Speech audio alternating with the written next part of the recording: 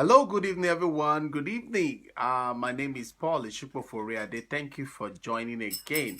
It has been a very wonderful day today, and I want to say God bless you, all of you. Yes, yes, yes. Thank you also for so many people now subscribing to our YouTube channel. We can do it, and I will celebrate when it's 1,000. In fact, now that I'm even not much, I just see subscription flowing. That's good. That's a good one. Thank you so much. Thank you so much for the subscription. I want to thank God for your life and make sure you go on. Yesterday we started the electronic feed production, and I told you about some of it, and we're going to be starting something. Today we're talking about in-house versus independent unit. In-house versus independent unit, especially when you're pricing, when you're doing budgeting. What are the things you need to put in place?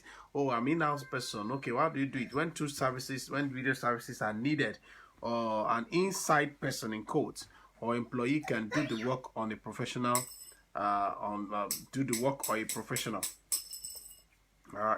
can be hired. Okay, when a corporate entity has repeated need for video services, it may decide to start its own video production unit or contract with an outside production business, often called as independent production house. This is Special Job of School Live, the first of its kind on Facebook Live and later been uploaded on YouTube. Okay, don't change. Let's go on. Going outside, when you're going outside the company, it's called outsourcing. Outside the company means outsourcing. Okay, it's outsourcing and has become increasingly common since the late 1980s. When the need for certification in the video products became more important than saving money for doing a lower quality job in-house. So for the in-house, they have to look at some things. What are the things you need to put in place? What are the things you need to get and all that? So for the in-house, I'm going to be talking, because today is Friday, I'm going to be talking only on in-house today, and I'm not going to take too long time. I will just explain it to Ross. And by Monday or by Sunday, by the grace of God, we'll continue the independent. Also, I have a lot of meetings, like marathon meetings, to make sure God is helping us. So the first thing is in-house production unit. What are the things that in-house production unit needs? They need a chargeback. They need a flat rate. They need something that will make them become what they need to do. So basically, they need those things because the purpose of establishing an in-house corporate video production center is to provide a corporation with a much needed service for less money and more control than controlling outside the firm. Because many of us, when we started in drama ministry, we didn't start with in-house actually. Many of us started with independent production units, which I'll talk about later. So if you now want, let's say in-house now, almost always the size of this unit grow or shrink in a way that correspond to the corporate need for their service and the health of the business environment. The corporate video production unit receive money in two general ways. Number one, charging the in-house customers for services rendered, sometimes referred to as chargeback. Or two, by direct flat rate, budget based on projected expenses. They know that, okay, if I'm going to take a picture, I'm going to take 5,000 naira for 42 exposures or 50 exposures, and then we're not going to print. If you want to print, you pay additional money. And this day, nobody is really printing too much. It's always everybody posting it online, and from the online, everybody can pick from that and all that.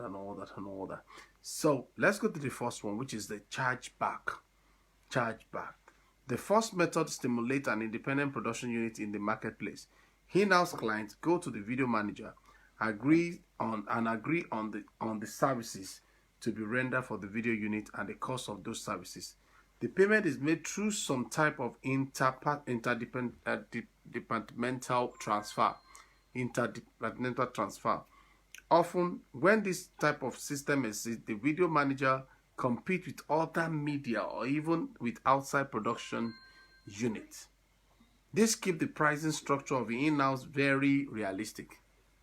A good production team can do well in this system by keeping busy and providing excellent services at good prices. Keeping busy, that is when you do it over and over, you become a master on it. But when you just do it once upon a time, it becomes a problem. So this system forces the video unit to earn its salary, so that because by the time he's working and getting some job, he's earning salary. In other words, the only financial support is received is obtained directly through the amount of work he does.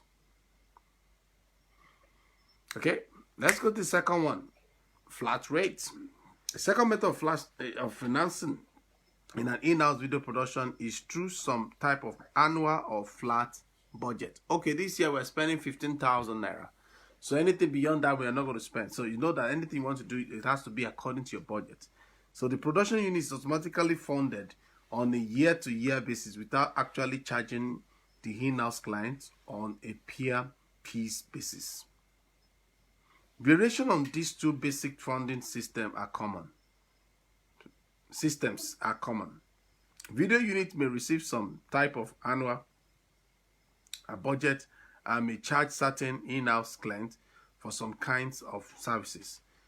In-house units that usually work on a chargeback basis may perform some services or provide service to in-house clients without charge, regardless of what type of financial system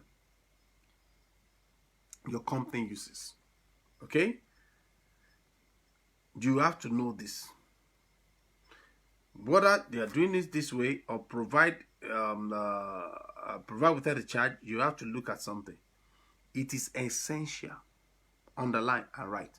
It is essential to know the costs of providing necessary services to your clients, because managers of corporate video units that receive annual funding are expected to provide the production service on the given budget, not outside the given budget. On the given budget. So the manager should show how much work can be done with the given finished budget to avoid operating at a deficit. Unrealistic prices by the video unit on a chargeback system either result in noticeable deficit or a surplus that might anger the in-house clients. So you have to look at those things, and that is where I'm going to be stopping. Thank you so much, Kim Michael and Grace Oriade. Thank you so much, Queen Bino, and also Queen Nina, for your support. Thank you so much. I appreciate you. Till another time, I remain Paul-Esupofo Oriade. Don't forget, don't just be creative, stay creative, and be a person of creativity. Do have a wonderful day. Bye. Bye.